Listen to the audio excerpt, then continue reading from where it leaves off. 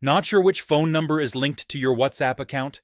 In this video, I'll show you exactly how to find your WhatsApp phone number step by step. Knowing your WhatsApp number is important when you want to share it with someone, or when an app or website asks for verification. First, open the WhatsApp app on your phone. This works the same on iPhone and Android.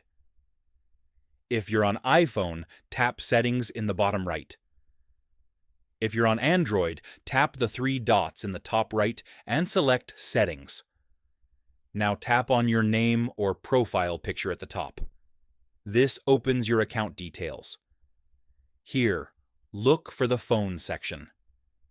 You'll see the exact phone number connected to your WhatsApp account. This is the same number you used when creating your WhatsApp account. If you use multiple WhatsApp accounts, you can check each one here. That's how you can quickly find your WhatsApp phone number. If this video helped, like it and subscribe for more WhatsApp tips.